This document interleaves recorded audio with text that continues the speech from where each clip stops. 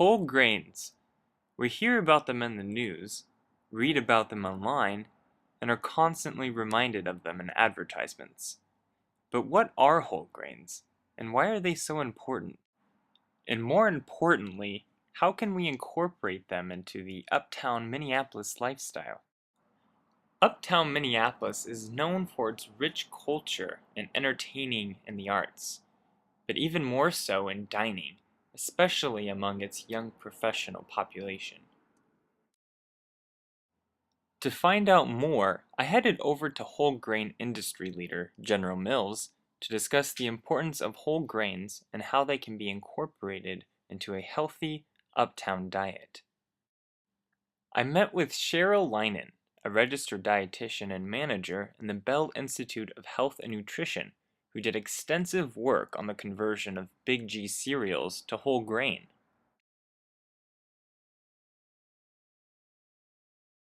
Many Americans do not eat the variety and amounts of foods that will promote nutrient adequacy, keep calories in control, and reduce risks of chronic diseases. Whole grain is one of these foods.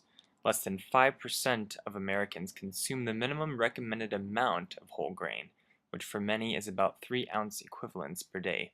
On average, Americans eat less than 1-ounce equivalent of whole grain per day, and the 2010 Dietary Guidelines for Americans encourages us to consume at least half of our grain food servings as whole grains, replacing traditional refined.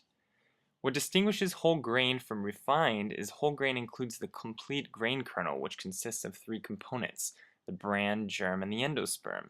Together, this whole grain package provides important phytonutrients, antioxidants, vitamins and minerals, and dietary fiber. So consuming enough whole grains helps meet nutrient needs.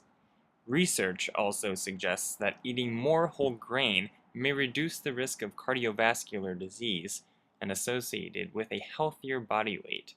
Some evidence also shows that consuming whole grains is associated with a reduced incidence of type 2 diabetes, but more research is needed in this area.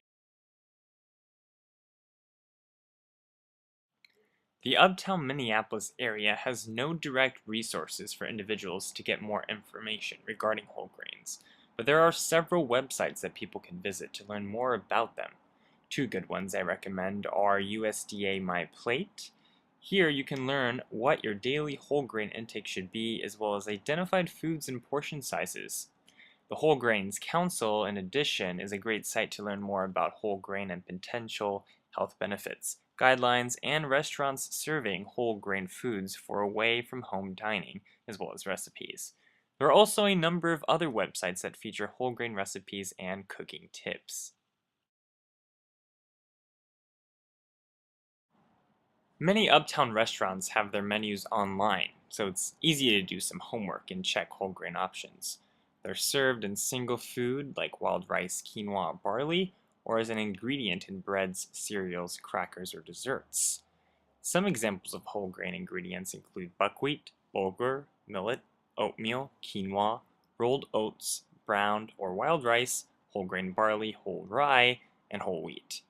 Look for menu items that call out these ingredients or whole grain in the description.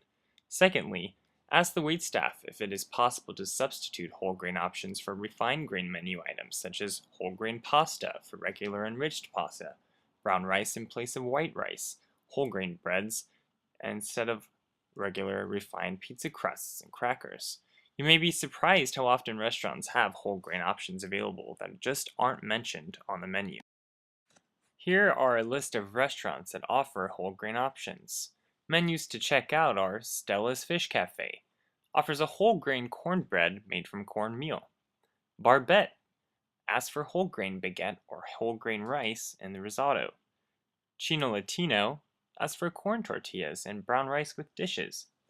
At Green Mill Restaurant, they offer whole grain breads for sandwiches and sometimes have whole grain pasta in stock. And the Lowry in Uptown offers whole grain bread for their sandwiches.